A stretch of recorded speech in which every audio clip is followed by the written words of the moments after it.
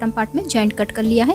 और अब हम सेम इसी तरह लाइनिंग पे भी कटिंग कर लेंगे। जिस तरह हमने मेन फैब्रिक को ट्रायंगल में फोल्ड किया था, सेम उसी तरह से लाइनिंग को भी फोल्ड करके लाइनिंग की कटिंग कर लेंगे। तो देखिए लाइनिंग कट कर ली है मैंने, और लाइनिंग की लेंथ है वो हमने मेन फैब्रिक से 3 इंच कम ली है। और देखिए लाइनिंग में भी हमारा इस तरह से 2 जॉइंट आएगा। और सेम इसी तरह से हमें टॉप पार्ट की भी लाइनिंग पे कटिंग कर लेनी है। तो कटिंग कंप्लीट हो गई है हमारी, अब इसकी स्टिचिंग करेंगे। तो देखिए यहाँ पर मैंने मेन फैब्रिक और लाइनिंग को जॉइंट कर लिया है चारों तरफ सिलाई लगा के। अब इसका नेक कट करेंगे। और अब एक कैनवास पेपर का पीस लेंगे, इसे हम इस तरह फोल्ड करेंगे। और अब इस पे हम नेक की मार्किंग करेंगे।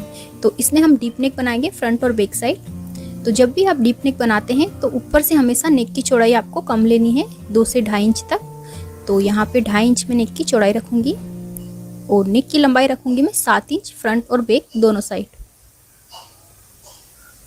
और नीचे से नेक की चौड़ाई आपको ज़्यादा रखनी है, तो 3.5 इंच में नीचे से इसकी चौड़ाई रखूंगी। और इस तरह हम एक बॉक्स बना लेंगे।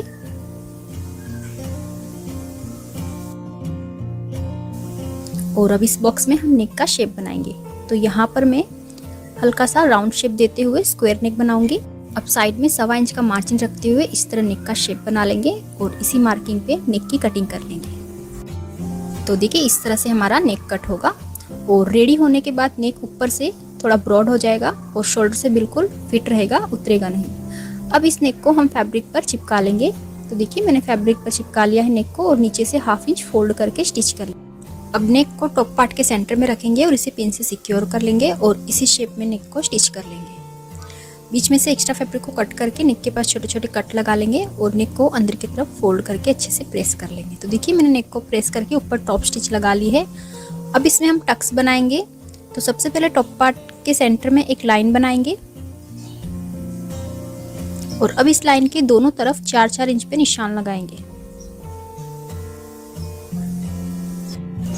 और अब ऊपर शोल्डर से नीचे 10 इंच तक एक निशान लगाएंगे। और अब इन दोनों निशान को ज्वाइन करते हुए एक स्ट्रेट लाइन बना लेंगे इस तरह से। तो इस तरह हम इसमें दोनों साइड टक्स की मार्किंग कर लेंगे। और अब इसे फोल्ड करके हम इसमें 1/2 इंच का मार्जिन दबाते हुए इस तरह से टक्स बना लेंगे।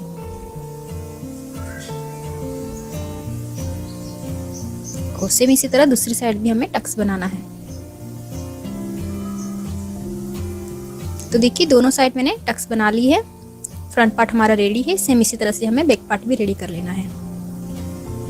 तो देखिए ये बैक पार्ट है, बैक साइड भी मैंने 2 टक्स बनाए हैं और स्क्वायर नेक बनाया है।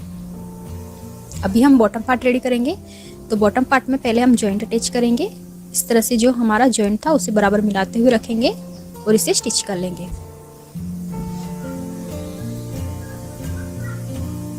सेम इसी तरह हमें लाइनिंग में भी जॉइंट अटैच कर लेना है। और अब इसे सीधा करेंगे और अच्छे से हम इसे एक बार प्रेस कर लेंगे। तो यहाँ से जो है ये बराबर जॉइंट सेट हो जाएगा। और अब हम टॉप और बॉटम पार्ट को जॉइंट करेंगे। तो ये हमारा बॉटम पार्ट है, इसके ऊपर टॉप पार्ट को रखेंगे।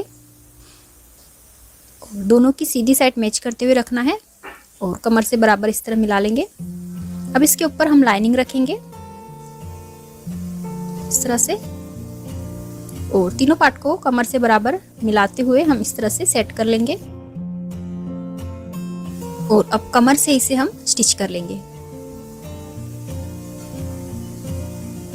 तो देखिए कमर से इसे स्टिच कर लिया है और अब इसे सीधा करेंगे। तो अब देखिए बैक साइड से लाइनिंग कितनी फिनिशिंग से अटैच हुई है। जो हमारी टॉप पार्ट की सिलाई है वो बिल्कुल भी नजर नहीं आ रही है, बिल्कुल कवर हो गई है। सेम इसी तरह से हमें बैक पार्ट को भी रेडी कर लेना है। तो बैक पार्ट भी मैंने रेडी कर लिया है। अब दोनों पार्ट को मिला के शोल्डर ज्वाइन करेंगे। तो शोल्डर से भी हम इसे कवर करेंगे। जो हमारी बैक नेक की पट्टी है उससे हम इस तरह से दोनों शोल्डर को कवर करेंगे और इन्हें स्टिच कर लेंगे।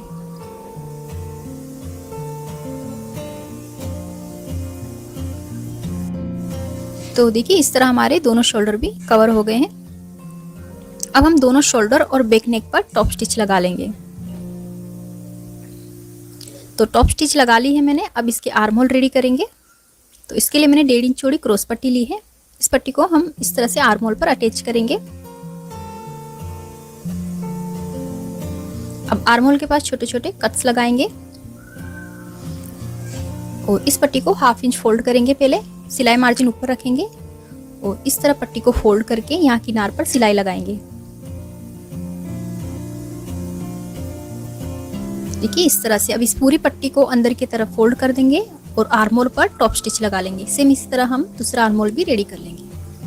अब हम इसमें फिटिंग की सिलाई लगाएंगे। तो दोनों साइड मैंने 1.5 इंच का मार्जिन रखते हुए इस तरह फिटिंग की मार्किंग कर ली है।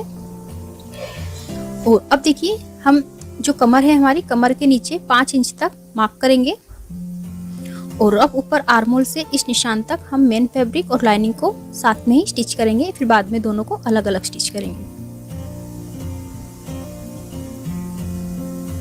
तो देखिए यहाँ तक हमने इसे साथ में स्टिच किया। अब मेन फैब्रिक के दोनों पार्ट लेंगे और इन्हें हम स्टिच करेंगे नीचे बॉटम तक।